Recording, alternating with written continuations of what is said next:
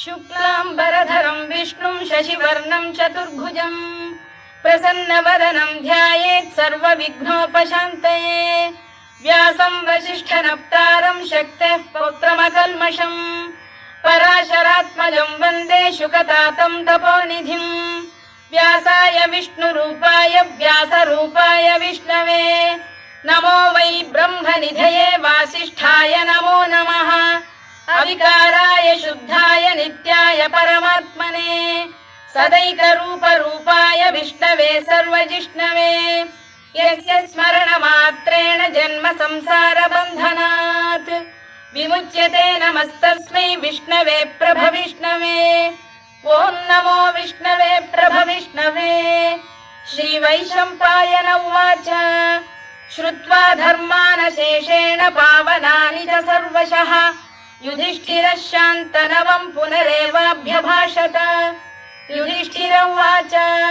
किमेकं दैवतं लोके किं वाप्येकं परायणं स्तुवन्तः कङ्कमर्चन्तः प्राप्नुयुर्मानवा शुभम्। को धर्मः सर्वधर्माणां भवतः परमो मतः किं जपन्मुच्यते जन्तुर्जन्म संसारबन्धनात्। श्रीभीष्म उवाच जगत्प्रभुं देवदेवमनन्तं पुरुषोत्तमं स्तुवन्नाम सहस्रेण पुरुषः सततोत्थितः तमेव चार्चयन्नित्यं भक्त्या पुरुषमव्ययम् ध्यायन् स्तुवन् नमस्यं च यजमानस्तमेव च अनादिनिधनं विष्णुं सर्वलोकमहेश्वरम् लोकाध्यक्षं स्तुवन्नित्यं सर्वदुःखातिगो भवेत्। ब्रह्मण्यं सर्वधर्मज्ञं लोकानां कीर्तिवर्धनम् लोकनाथं महद्भूतं सर्वभूतभवोद्भवम् एष मे सर्वधर्माणां धर्मोऽधिकतमो मतः यद्भक्त्या पुण्डरीकाक्षं स्तवैरर्चेन्नरः सदा परमं यो महत्तेजः परमं यो महत्तपः परमं यो महद्ब्रह्म परमं यः परायणम् पवित्राणां पवित्रं यो मङ्गलानां च मङ्गलम् दैवतं देवतानां च भूतानां यो व्ययः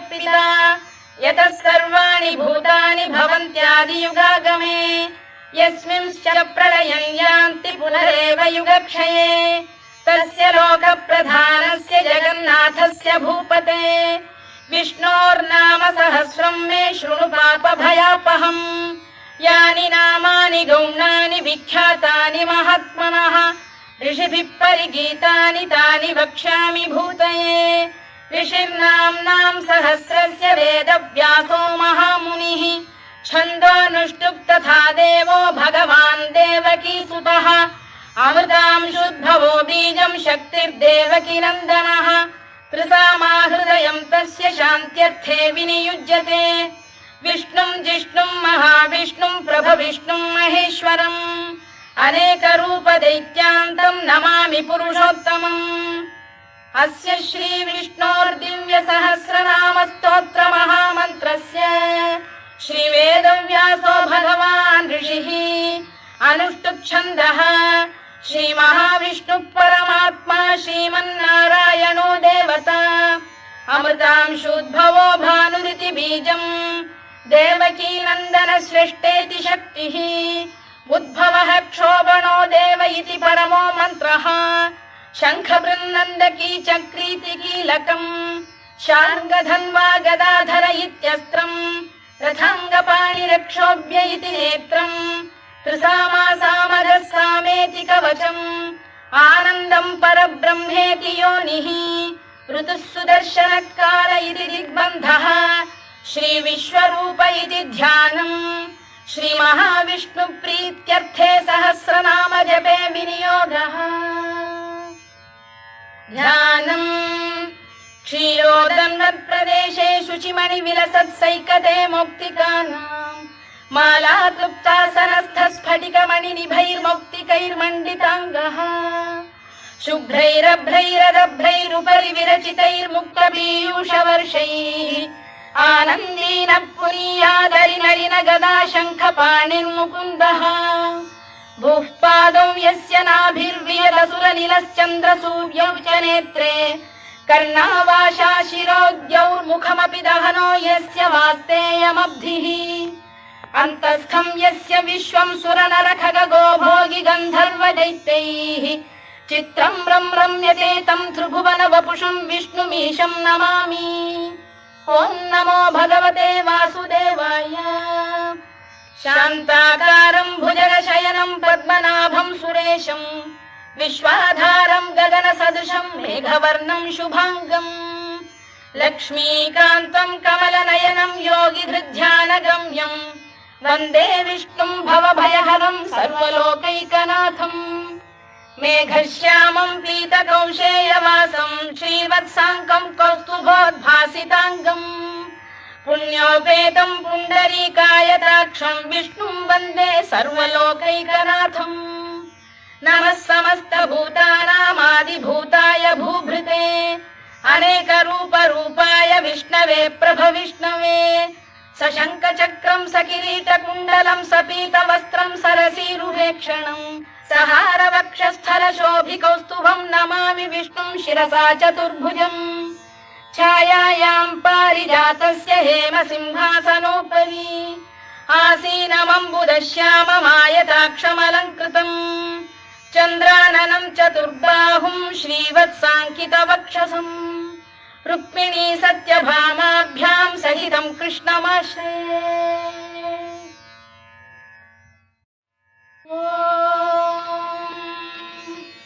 विश्वं विष्णुर्वषत्कारो भूतभव्य भवत्प्रभुः भूतभृद्भावो भूतात्मा भूतभावनः भूतात्मा परमात्मा च मुक्तानां परमागतिः अव्ययः पुरुषः साक्षी क्षेत्रज्ञोऽक्षर एव च योगो योगविदां नेता प्रधानपुरुषेश्वरः नारसिंहवपुः श्रीमान् केशवः पुरुषोत्तमः सर्वः शिवस्थाणुर्भूतादिर्निधिरव्ययः सम्भवो भावनो भर्ता प्रभवः प्रभुरीश्वरः स्वयंभूः शम्भुरादित्यः पुष्कराक्षो महास्वनः अनादिनिधनो धाता विधाता धातुरुत्तमः अप्रमेयो ऋषिकेशः पद्मनाभोऽमरप्रभुः विश्वकर्मा मनुस्पष्टा स्थविष्ठस्थविरो ध्रुवः अग्राह्यः शाश्वतः कृष्णो लोहिताक्षप्रदर्दनः प्रभूतस्त्रिककुब्धाम पवित्रं मङ्गलं परम् ईशानप्राणदप्राणो ज्येष्ठः श्रेष्ठः प्रजापतिः हिरण्यगर्भो भूगर्भो माधवो मधुसूदनः ईश्वरो विक्रमी धन्वी मेधावी विक्रमक्रमः अनुत्तमो दुराधर्षः कृतज्ञः कृतिरात्मवान् सुरेशः शरणं शर्म विश्वरेताः प्रजाभवः अधः संवत्सरो व्यालप्रत्ययः सर्वदर्शनः अजः सर्वेश्वरः सिद्धः सिद्धिः सर्वादिरच्युतः वृषाकपिरमेयात्मा सर्वयोगविनिसृतः वसुर्वसुमनः सत्यः समात्मा संमितः समः अमोघः पुण्डरीकाक्षो वृषकर्मा वृषाकृतिः रुद्रो बहुशिरा बभ्रुर्विश्वयोनिश्रुतिश्रवाः अमृतः शाश्वतस्थाणुर्वरारोहो महातपाः सर्वगः सर्वविद्भानुर्विश्वक्सेनो जनार्दनः वेदो वेदविदव्यङ्गो वेदाङ्गो वेदवित्कविः लोकाध्यक्षः सुराध्यक्षो धर्माध्यक्षः कृताकृतः चतुरात्मा चतुर्व्यूहश्चतुर्दंष्टश्चतुर्भुजः भ्राजिष्णुर्भोजनं भोक्ता सहिष्णुर्जगदादिजः अनघो विजयो जेता विश्वयोनिः पुनर्वसुः उपेन्द्रो वामनः प्रांशुरमोघः शुचिरूर्जितः अतीन्द्रः सङ्ग्रहः सर्गो धृतात्मा नियमो यमः वेद्यो वैद्यः सदा योगी वीरः माधवो मधुः अतीन्द्रियो महामायो महोत्साहो महाबलः महाबुद्धिर्महावीर्यो महाशक्तिर्महाद्युतिः अनिर्देश्य वपुः श्रीमान् अमे आत्मा महाधृधृत् महेश्वासो महीभर्ता श्रीनिवासः सताङ्गतिः अनिरुद्धः सुरानन्दो गोविन्दो गोविदाम्पतिः मरीचिर्दमनो हंसः सुपर्णो भुजगोत्तमः हिरण्यनाभः सुतपाः पद्मनाभः प्रजापतिः अमृत्युः सर्वदृक्सिंहः सन्धाता सन्धिमान् स्थिरः अजो दुर्मर्षणः शास्ता विश्रुतात्मा सुरारिः गुरुर्गुरुतमो धाम सत्यः सत्यपराक्रमः निमिषो निमिषस्रग्वी वाचस्पतिरुदारधीः अग्रणीर्ग्रामणी श्रीमान् न्यायो नेता समीरणः सहस्रमूर्धा विश्वात्मा सहस्राक्षः सहस्रपात् आवर्तनो निवृत्तात्मा संवृतः सम्प्रमर्दनः अधः संवर्तको वह्निरनिलो धरणीधरः सुप्रसाद प्रसन्नात्मा विश्वधृक् विश्वभुग्विभुः सत्कर्ता सत्कृतः साधुर्जह्नुर्नारायणो नरः असंख्येयो प्रमेयात्मा विशिष्टः शिष्टकृच्छुचिः सिद्धार्थः सिद्धसङ्कल्पः सिद्धिदः सिद्धिसाधनः वृषाही वृषभो विष्णुर्वृषपर्वा वृषोदरः वर्धनो वर्धमानश्च विविक्तः श्रुतिसागरः सुभुजो दुर्धरो वाग्मी महेन्द्रो वसुदो वसुः नैकरूपो बृहद्रूपः शिपिविष्टप्रकाशनः ओजस्तेजोद्युतिधर प्रकाशात्मा प्रतापनः वृद्धस्पष्टाक्षरो मन्त्रश्चन्द्रांशुर्भास्करद्युतिः अमृतांशुद्भवो भानुः शशबिन्दुः सुरेश्वरः औषधम् जगतः सेतुः सत्यधर्मपराक्रमः भूतभव्यभवन्नाथः पवनः पावनो नरः कामः कामकृत्कान्तः कामः कामप्रदप्रभुः युगादिकृद्युगावर्तो नैकमायो महाशनः अदृश्यो व्यक्तरूपश्च सहस्रजिदनन्तजित् इष्टो विशिष्टः शिष्टेष्टः शिखण्डी नघुषो वृषः क्रोधः क्रोधकृत्कर्ता विश्वबाहुर्महीधरः अच्युत प्रतिथ प्राण प्राणदो वासवानुजः अपां निधिरधिष्ठानमप्रमत्त प्रतिष्ठितः स्कन्द स्कन्दधरो धुर्यो वरदो वायुवाहनः वासुदेवो बृहद्भानुरादिदेवः पुरन्दरः अशोकस्तारणस्तारः शूरः शौरिर्जनेश्वरः अनुकूलः शतावर्तः पद्मी पद्मनिभेक्षणः पद्मनाभोरविन्दाक्षः पद्मगर्भः शरीरभृत्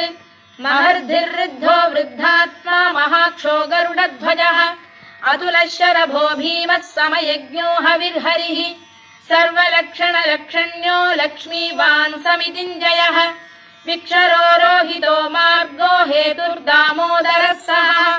महीधरो महाभागो वेगवानमिताशनः उद्भवः क्षोभणो देवः श्रीगर्भः परमेश्वरः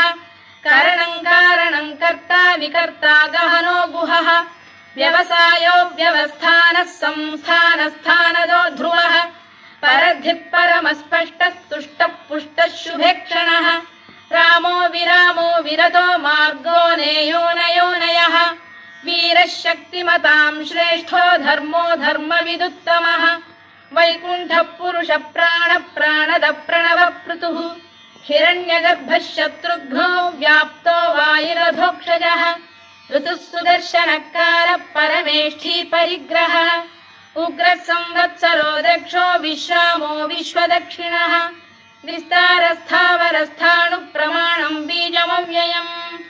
अर्थोऽनर्थो महाकोशो महाभोगो महाधनः अनिर्विण्णस्थविष्ठो भूर्धर्मयूपो महामखः नक्षत्रनेमिर्नक्षत्री क्षमः क्षामः समीहनः यज्ञयुज्यो महेज्यश्च क्रतुः सत्रम् सदाम् गतिः सर्वदर्शी विमुक्तात्मा सर्वज्ञो ज्ञानमुत्तमम् सुव्रतः सुमुखः सूक्ष्मः सुघोषः सुखदः सुहृद् मनोहरोजितक्रोधो वीरबाहुर्विदारणः स्वापनः स्ववशो व्यापी नैकात्मा नैककर्मकृत् वत्सरो वत्सलो वत्सी रत्नगर्भोधनेश्वरः धर्मकृद्धर्मी सदसक्षरमक्षरम् अविज्ञाता सहस्रांशुर्विधाता कृतलक्षणः गभस्तिनेमिः सत्तस्तः सिंहो भूतमहेश्वरः आदिदेवो महादेवो देवेशो देवभृद्गुरुः उत्तरो गोपतिर्गोप्ता ज्ञानगम्यः पुरातनः शरीरभूतभृद्भोक्ता कपीन्द्रो भूरि दक्षिणः सोमपोऽमृतपः सोमः पुरुजित् पुरुषत्तमः विनयो जयः सत्यसन्धो दाशार्हः सात्वताम् पतिः जीवो विनयिता साक्षी मुकुन्दो मितविक्रमः अम्भोनिधिरनन्तात्मा महोदधिशयोऽन्तकः अजो महार्घः स्वाभाव्यो जितामित्रप्रमोदनः आनन्दो नन्दनो नन्दः सत्यधर्मात्रिविक्रमः महर्षि कपिलाचार्यः कृतज्ञो मेदिनीपतिः त्रिपदस्त्रिदशाध्यक्षो महाशृङ्गकृतान्तकृत् महावराहो गोविन्दः सुषेणः कनकाङ्गनी गुह्यो गभीरो गहनो गुप्तश्चक्रगदाधरः मेधास्वाङ्गो जितकृष्णो दृढः सङ्कर्षणोच्युतः वरुणो वारुणो वृक्षः पुष्कराक्षो महामनाः भगवान् भगहानन्दी वनमाली हलायुधः आदित्यो ज्योतिरादित्यः सहिष्णुर्गतिसप्तमः सुधन्वाखण्ड परशुर्दारुणो द्रविणप्रदः दिवस्पृक् सर्वदृग्व्यासो वाचस्पतिरयो निजः त्रिसामासामगः साम निर्वाणम् भेषजम् भिषज सन्न्यासकृच्छमः शान्तो निष्ठा शान्तिः परायणम् शुभाङ्गः शान्तिदः स्रष्टा कुमुदः कुवलेशयः गोहितो गोपतिर्गोप्ता वृषभाक्षो वृषप्रियः अनिवर्ती निवृत्तात्मा संक्षेप्ताक्षेमकृच्छिवः श्रीवत्सवक्षः श्रीवासः श्रीपतिः श्रीमताम्बरः श्रीधः श्रीशः श्रीनिवासः श्रीनिधिः श्रीविभावनः श्रीधर श्रीकर श्रेयः श्रीमान् लोकत्रयाश्रयः स्वक्षः स्वङ्गः शतानन्दो नन्दिर्ज्योतिर्गणेश्वरः विजितात्मा विधेयात्मा सत्कीर्तिश्चिन्न संशयः उदीर्णः सर्वतश्चक्षुरनीशः शाश्वतस्थिरः भूषयो भूषणो भूतिर्विशोकः शोकनाशनः अर्चिष्मानर्चितः कुम्भो विशुद्धात्मा विशोधनः अनिरुद्धो प्रतिरथः प्रद्युम्नो मितविक्रमः कालनेमिनिः वीरः शौरिः शूरजनेश्वरः त्रिलोकात्मा त्रिलोकेशः केशवः केशिहा हरिः कामदेवः कामपालः कामी कान्तकृतागमः अनिर्देश्य वपुर्विष्णुर्वीरोऽनन्तो धनञ्जयः ब्रह्मण्यो ब्रह्मकृद्ब्रह्मा ब्रह्म ब्रह्मविवर्धनः ब्रह्मविब्राह्मणो ब्रह्मी ब्रह्मज्ञो ब्राह्मणप्रियः महाकमो महाकर्मा महातेजा महोरगः महाक्रतुर्महायज्वा महायज्ञो महाहविः स्तव्यस्तव प्रियस्तोत्रम् स्तुतिस्तोतारणप्रियः पूर्णः पूरयिता पुण्यः पुण्यकीर्तिरनामयः मनोजवस्तीर्थकरो वसुरेता वसुप्रदः वसुप्रदो वासुदेवो वसुर्वसुमनाहविः सद्गतिः सत्कृतिः सत्ता सद्भूतिः सत्परायणः शूरसेनो यदुश्रेष्ठः सन्निवासः सुयामुनः भूतावासो वासुदेवः सर्वासु निलयो नलः दर्पः दर्पदो दृप्तो दुर्धरोऽथा पराजितः विश्वमूर्तिर्महामूर्तिर्दीप्तमूर्तिरमूर्तिमान् अनेकमूर्तिरव्यक्तः शतमूर्तिः शताननः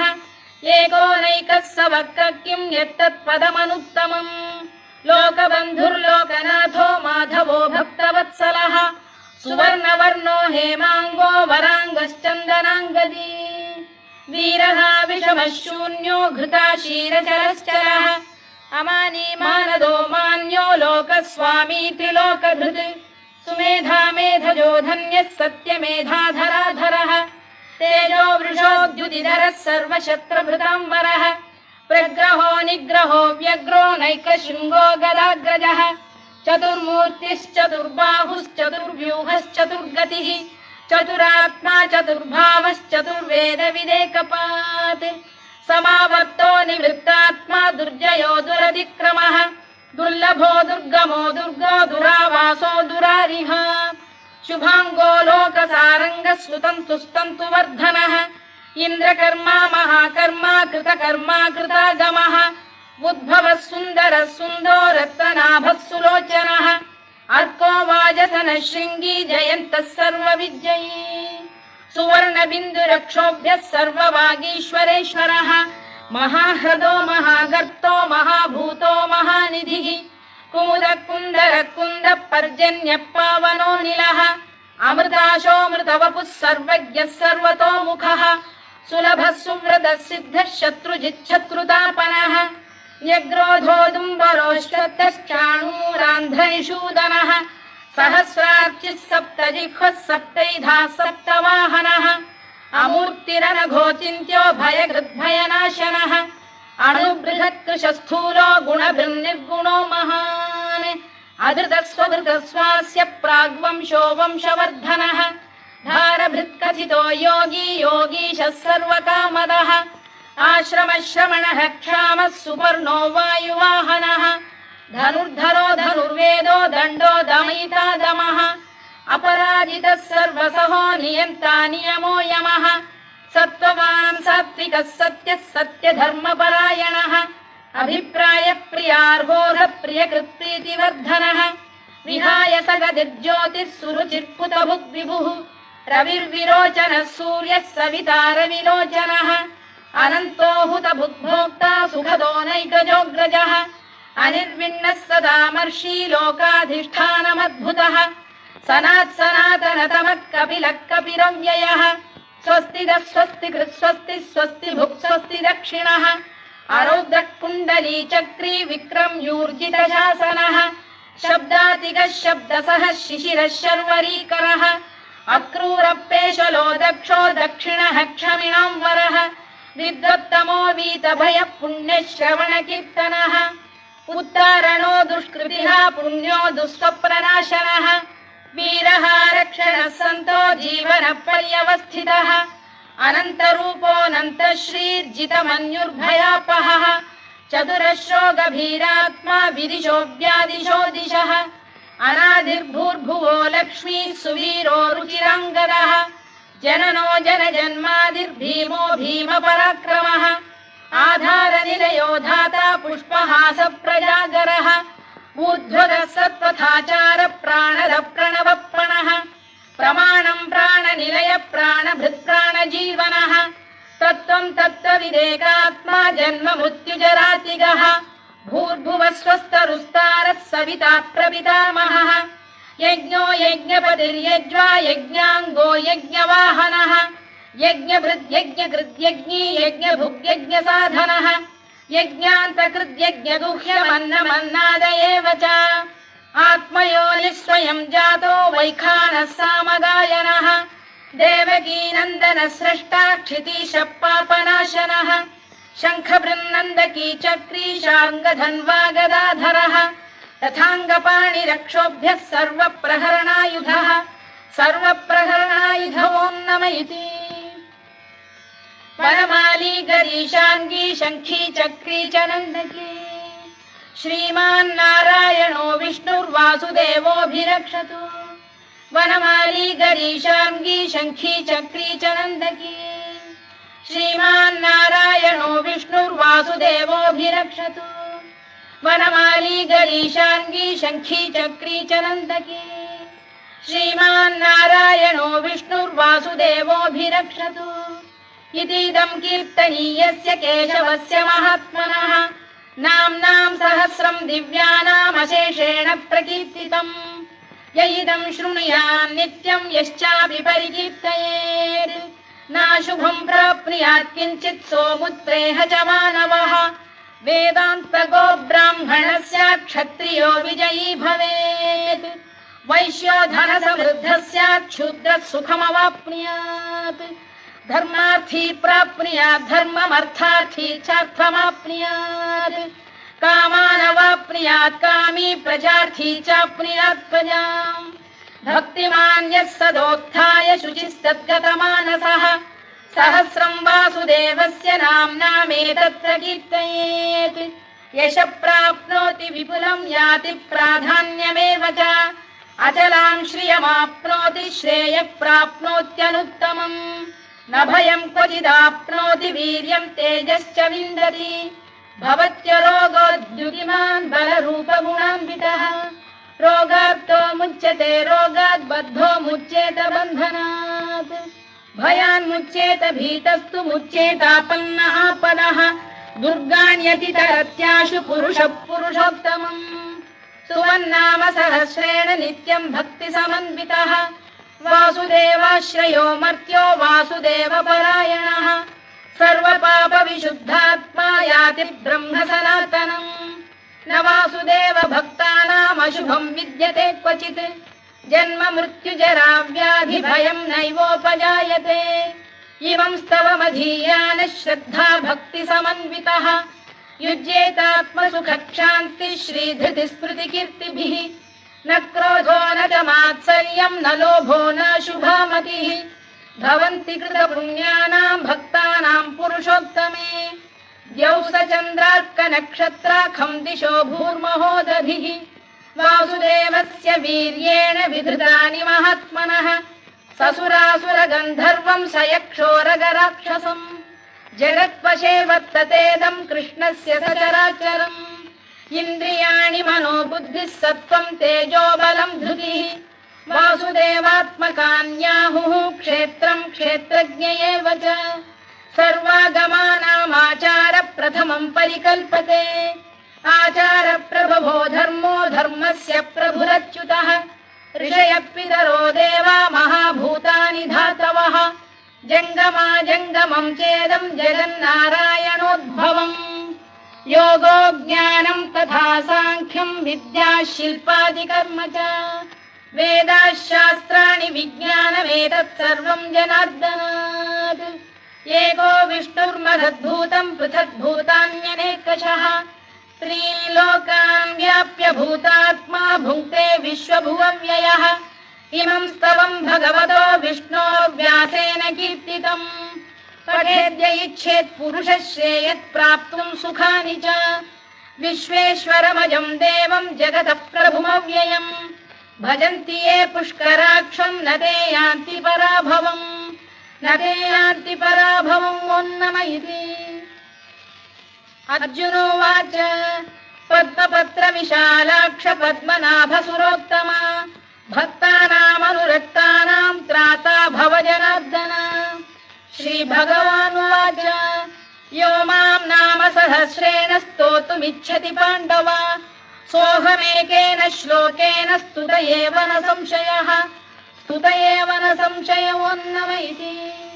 व्यास उवाच वासनाद् वासुदेवस्य वासितं भुवनत्रयम्